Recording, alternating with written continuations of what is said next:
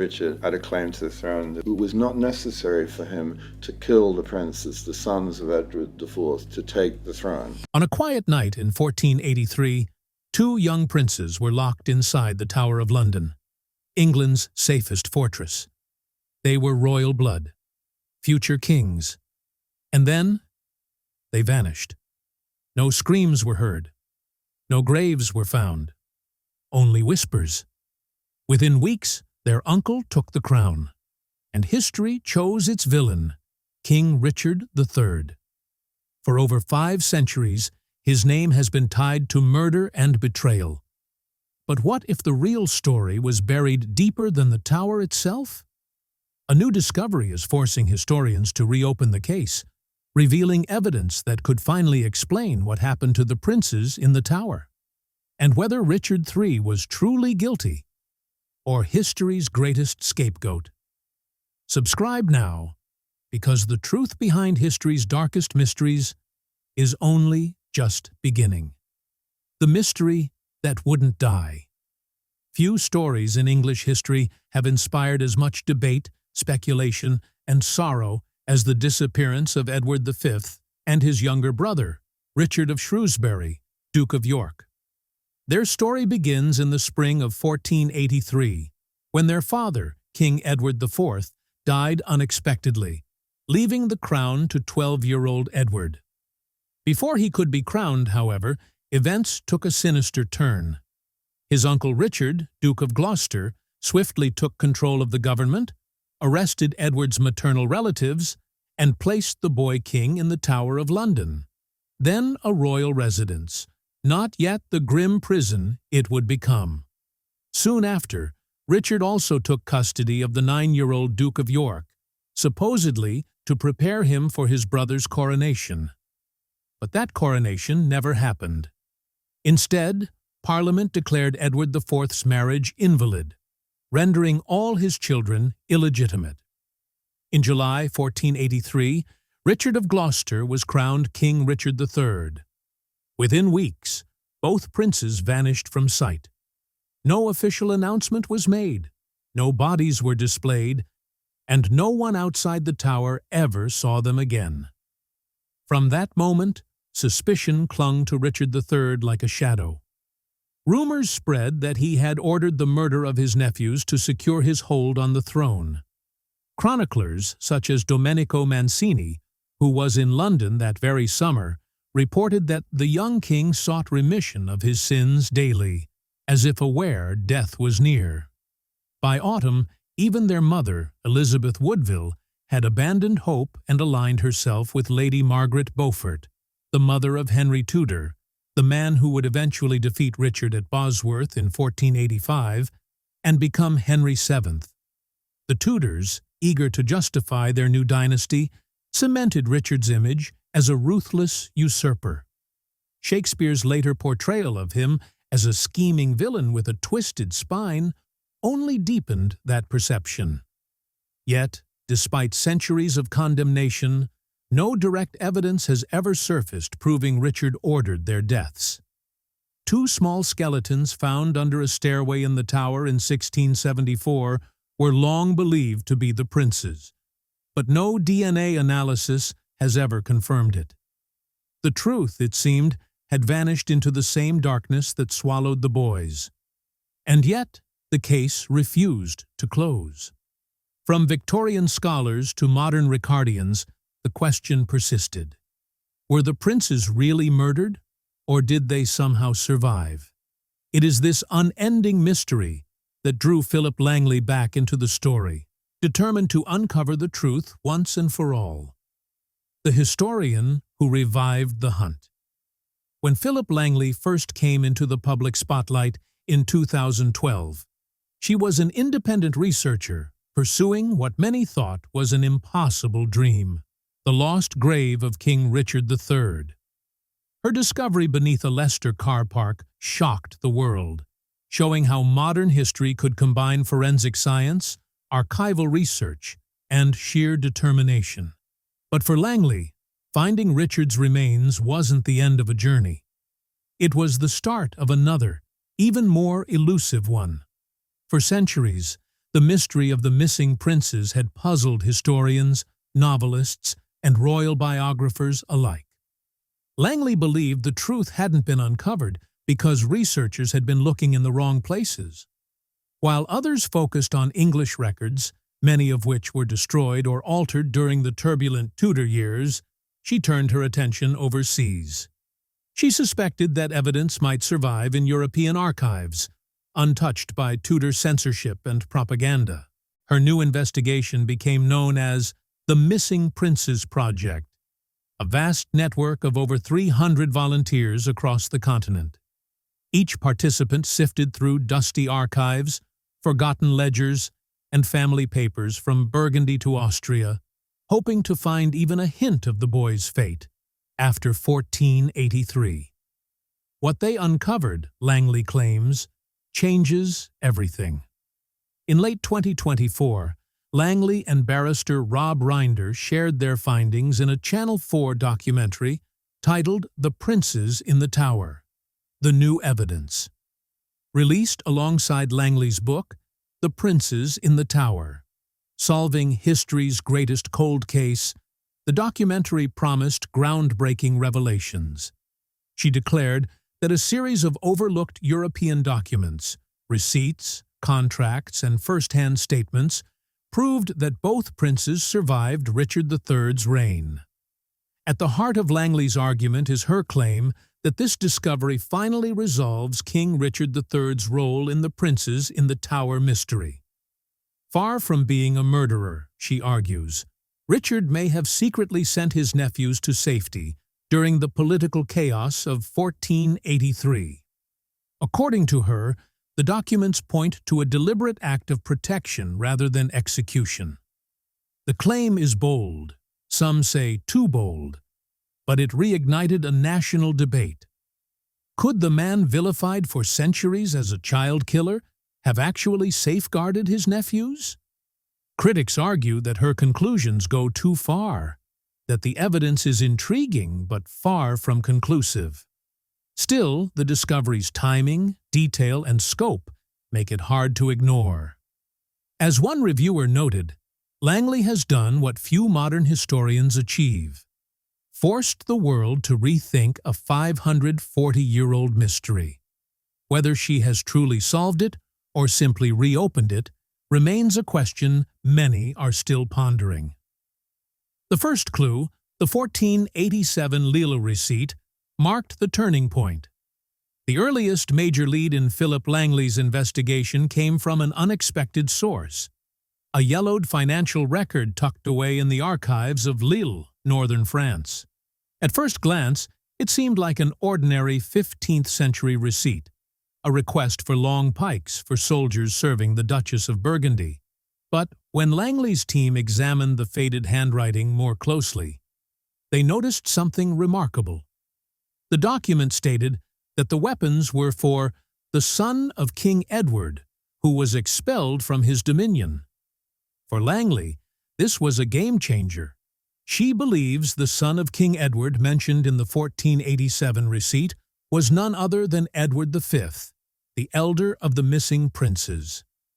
According to her interpretation, the record shows that European powers, especially Margaret of Burgundy, the princess's aunt, were supporting a living claimant to the English throne 4 years after the boys disappeared.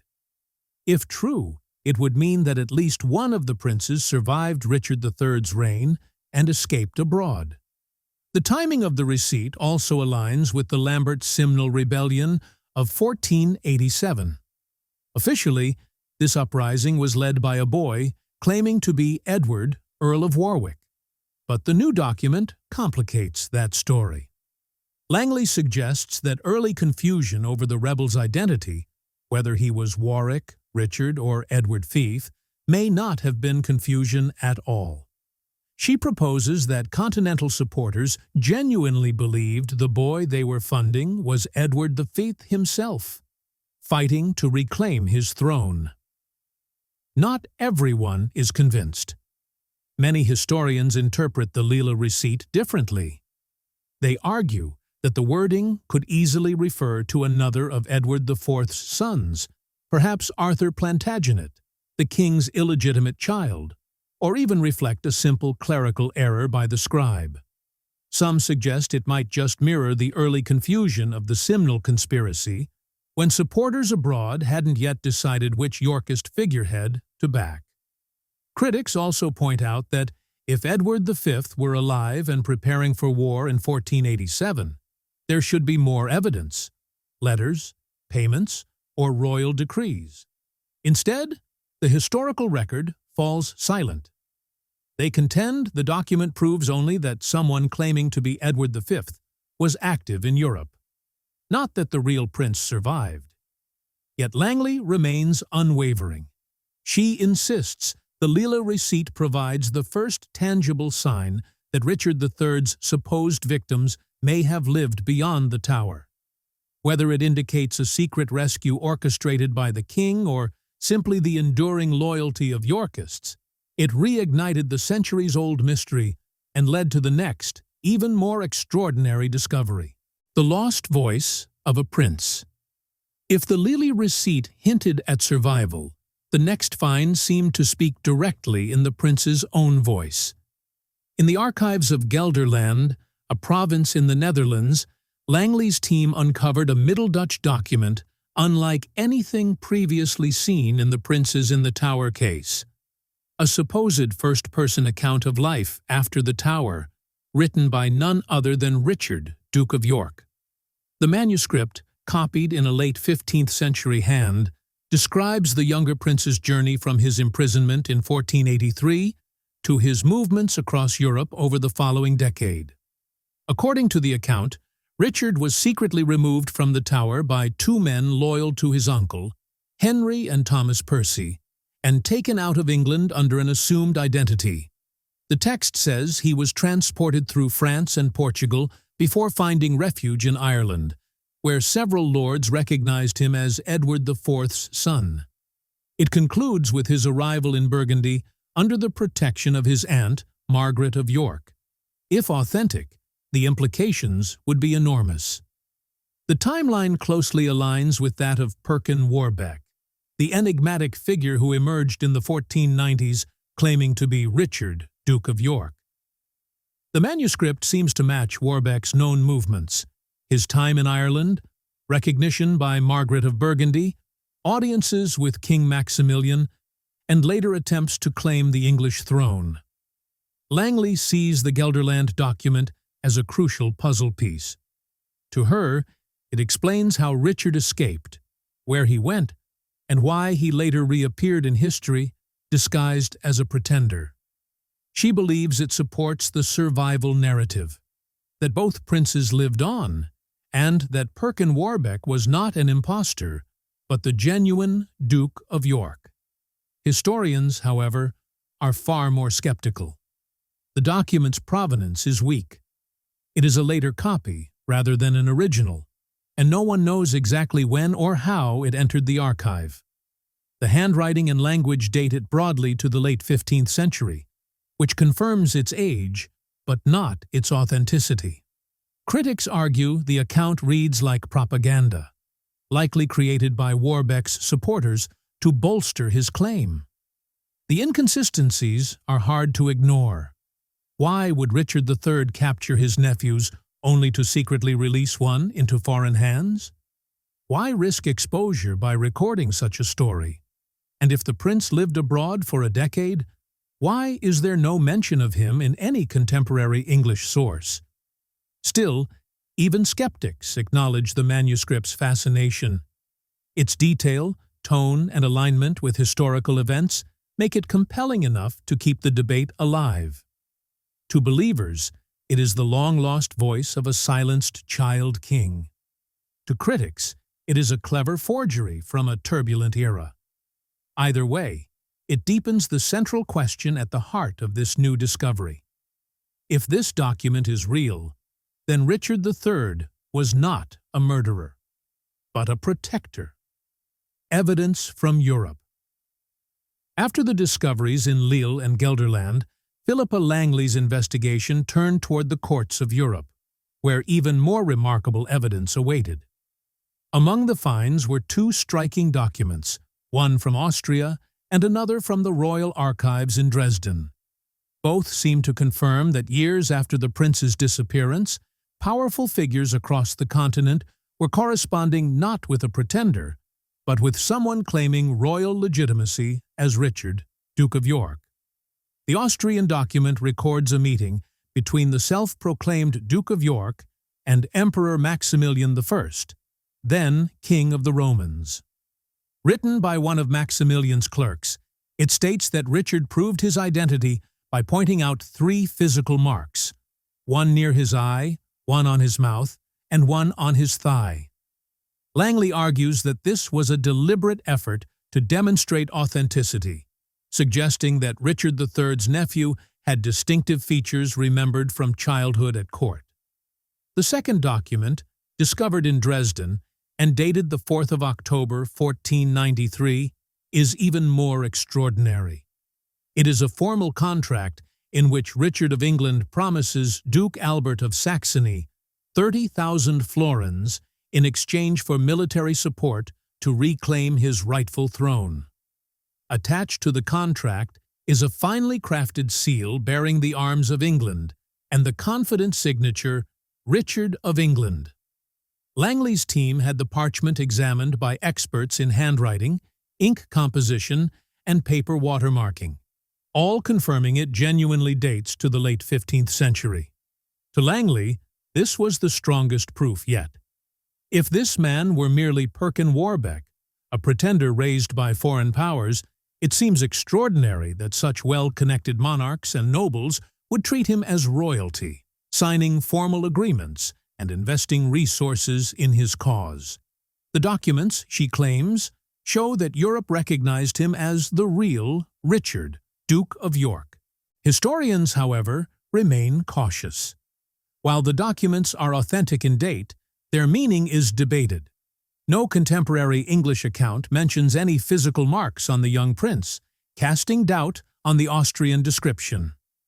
Experts like David Pilling note that medieval diplomacy was often a cynical game.